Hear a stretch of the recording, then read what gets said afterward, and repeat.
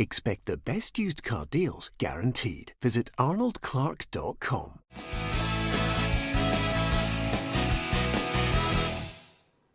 Welcome to Peter and Ruffy's Football Show, sponsored by Arnold Clark. Thank you very much for joining us. I'm Peter Martin. Alan Ruff, as ever, my sidekick, is with me. The midfielder alongside him is Barry Ferguson, and I'm delighted to say a man who has decided to play on in football, which puts the other two guests to shame. Danny Lennon, the Clyde manager, is with us, and I'm delighted that we're going to get a chance to chat to him about rolling back the years. Here's what else we're going to talk about.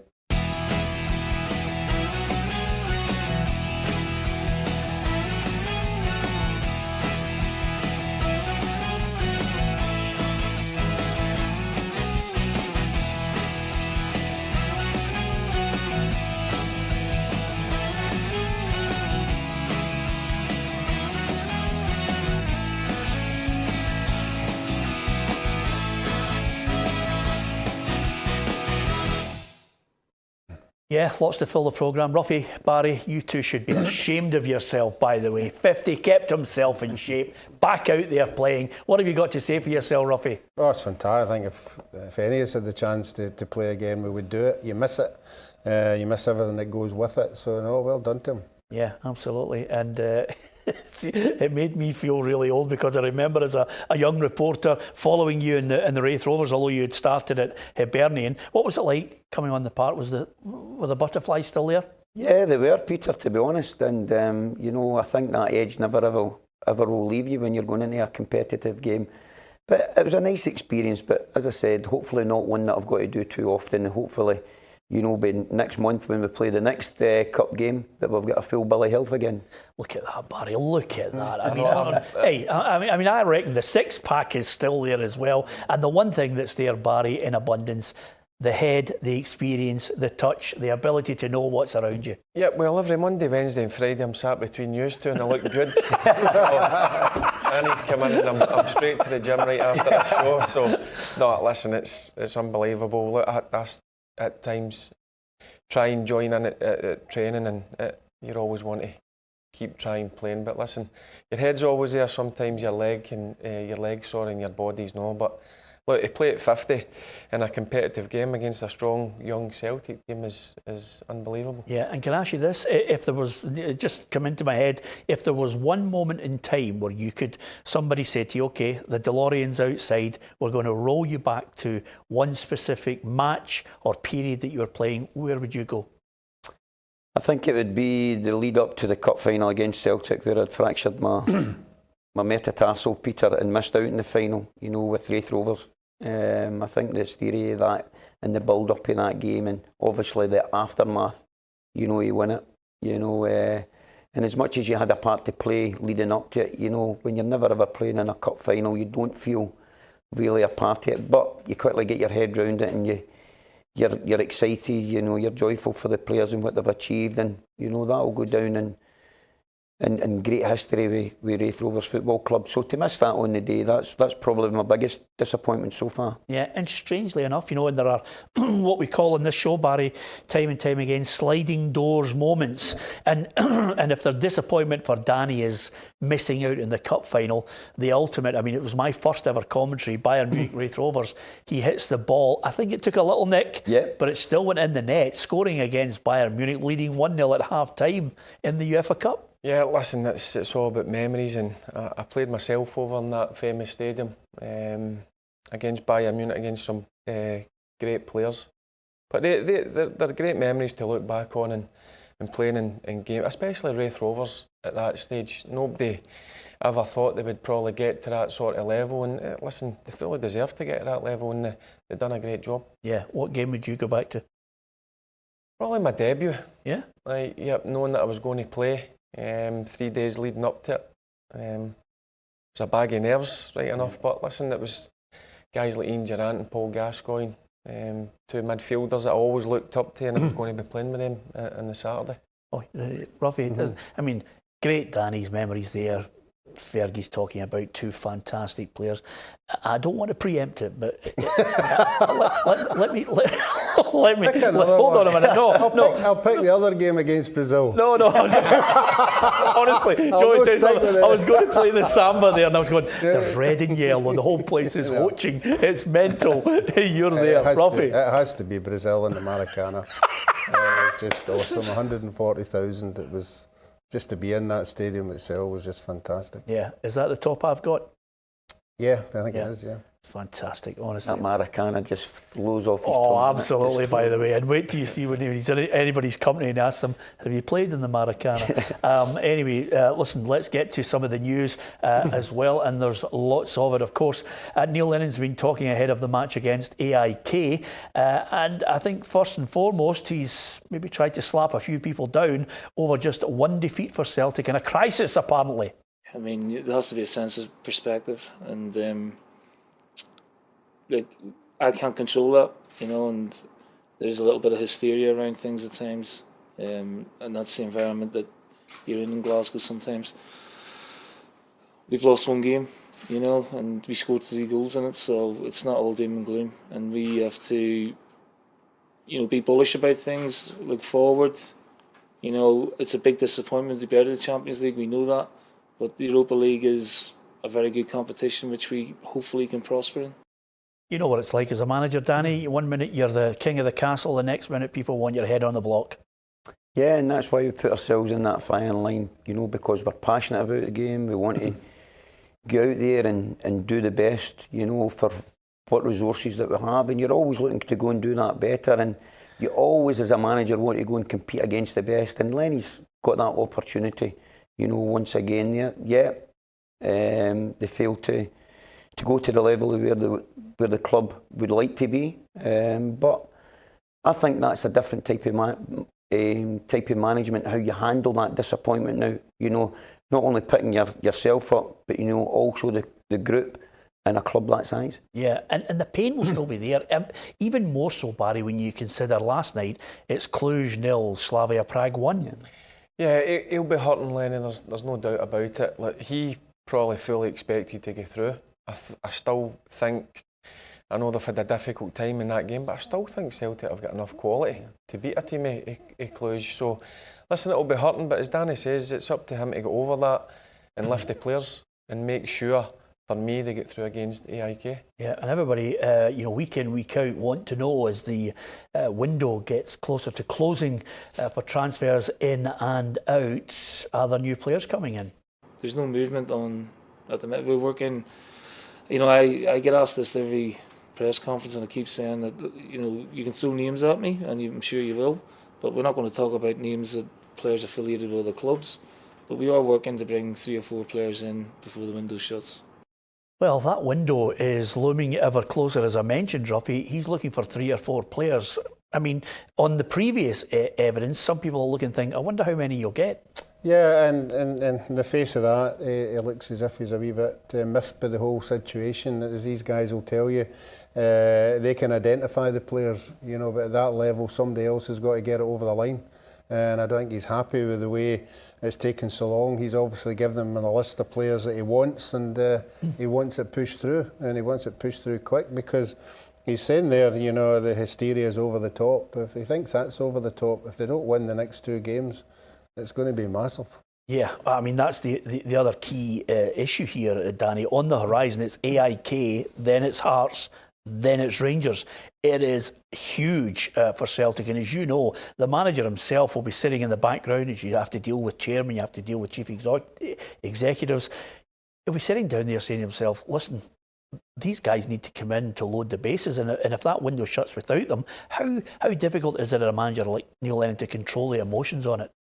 I think domestically, you know, he still has enough depth in that squad, you know, to be challenging there again with the league. And I think, you know, the likes of Rangers, Hibs, Hearts and Aberdeen, you know, will all be vastly improved with their squads also. I think they're at this stage a little bit closer to Celtic. But I would still see Celtic overall, the course of the season, having enough domestically for titles.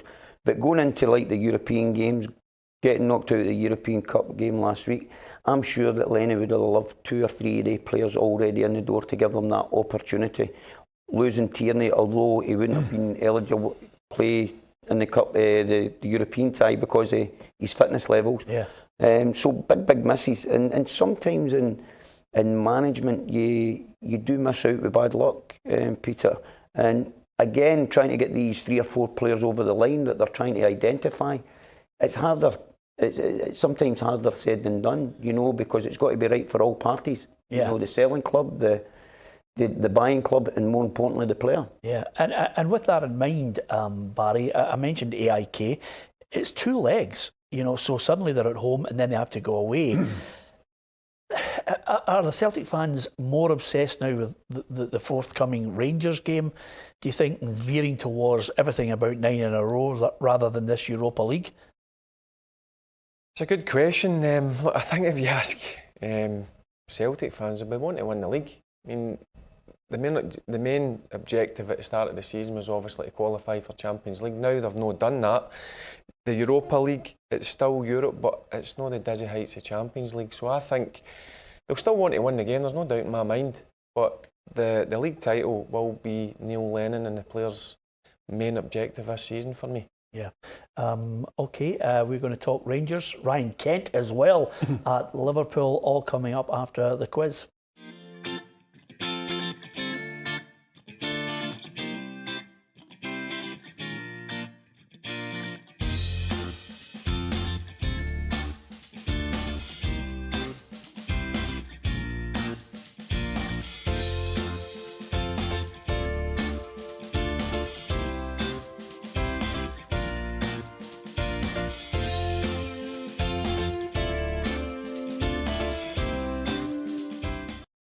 And as you're now fully aware, because of the stipulation in Ruffy's contract, we must mention anything to do with Brazil in every programme that we bring you Monday to Friday. So Ruffy's here alongside Barry Ferguson and Danny Lennon. And of course, Danny had mentioned there about players that you want to try and get in, but there has to be, first of all, a willing club that's going to sell, and it has to be right for the player as well. The one thing that I'm looking at, Barry, is a long-running saga that doesn't look as if it's going to fall in Rangers' favour, which is Ryan Kent. Liverpool adamant they're not going to budge on a loan deal for him.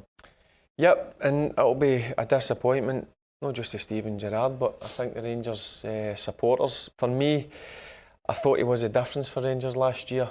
Certainly in the big games, he produced the goods, certainly in that final third. So I don't think Rangers will be able to afford the £8-9 million that Liverpool are going to be demanding. So I think that one looks as if it's been put to bed now, which is a disappointment. Yeah. Do you think they have enough though? I mean, they've got Brandon Barker who's still to come in there as well. Obviously, we've already discussed Hasty, but Barker's there. Jordan Jones looks as if he really has hit the ground running. Do you think they have enough to try and win this title? I still think it's early, Peter. Again, he's made, 8-9 new signings.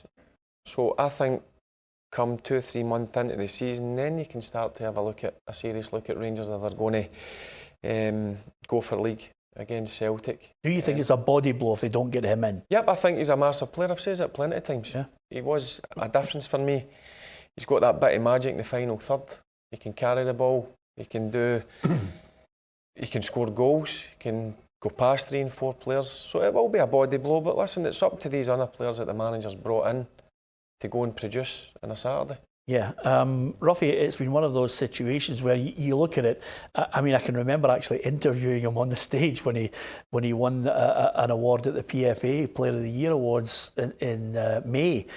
And as soon as that figure of 7 and 8 million was mentioned, I thought to myself, well, I had a look at Mark Allen. He was laughing, and I thought, you're not heading to Ibrox at 7 and 8 million. There's no way Rangers would shell out that sort of money for him. But Liverpool, other teams will become desperate for players and suddenly think, well, we'll go and get them.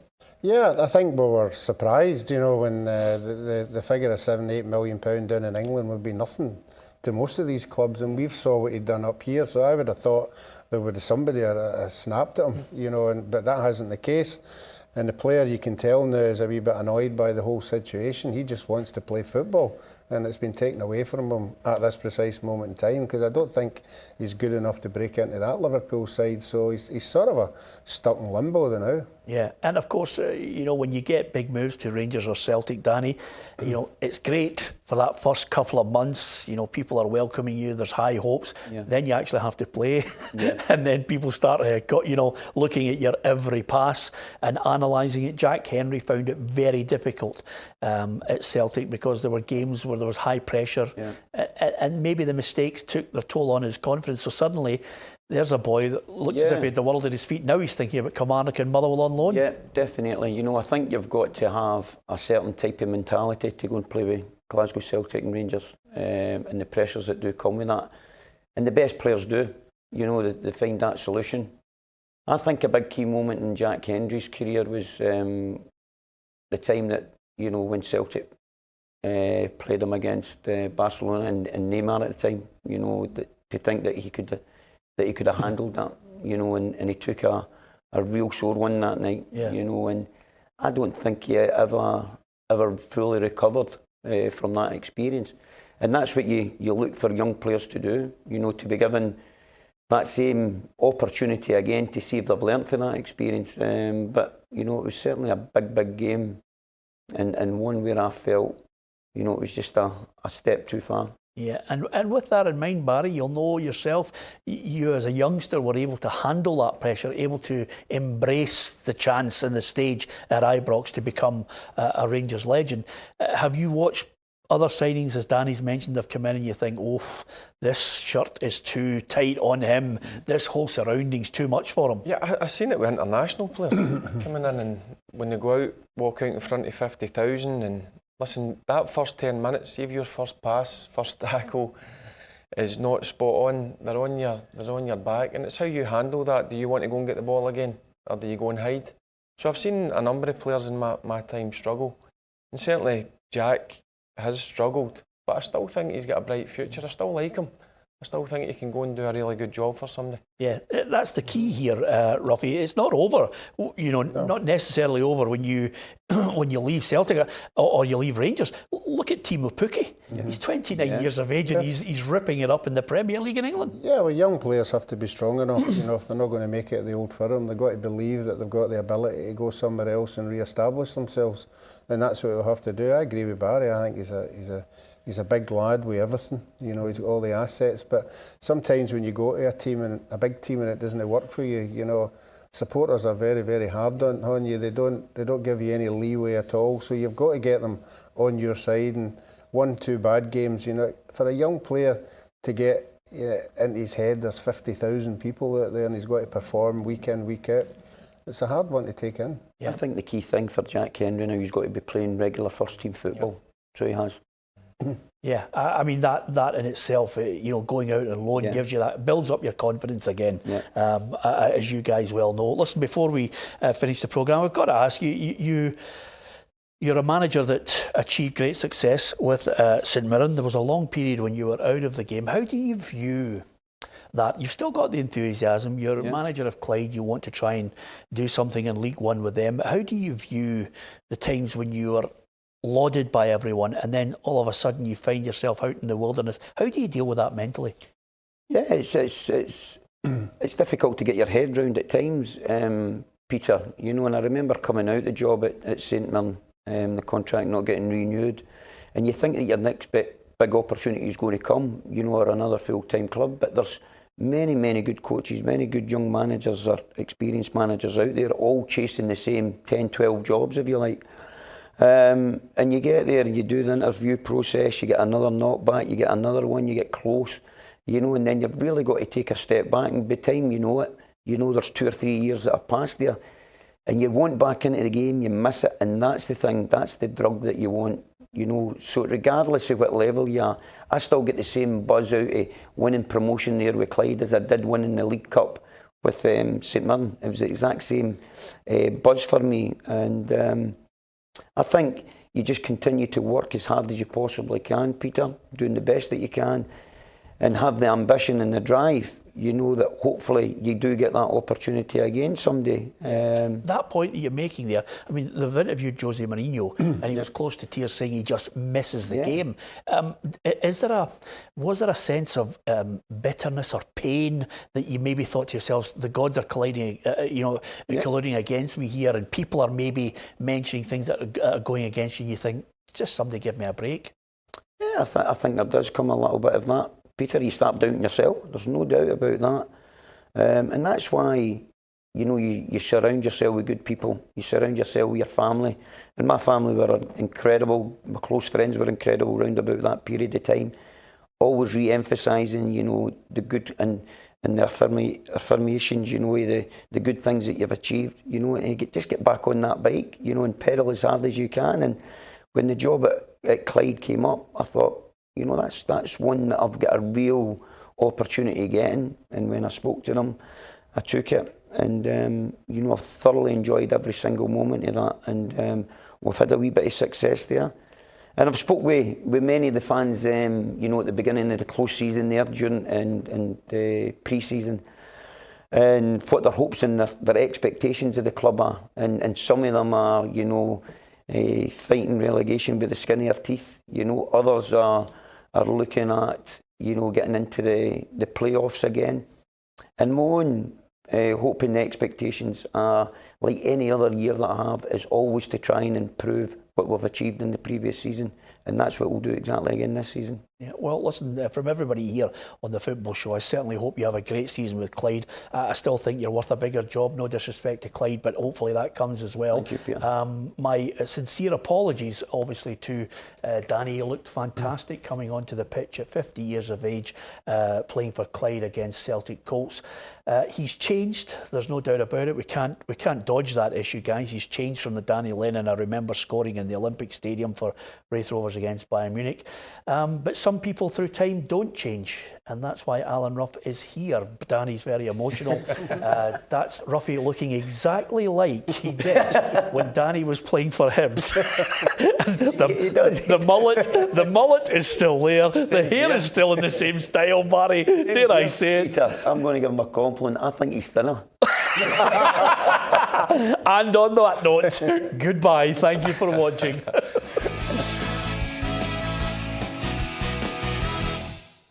Expect the best used car deals guaranteed. Visit arnoldclark.com.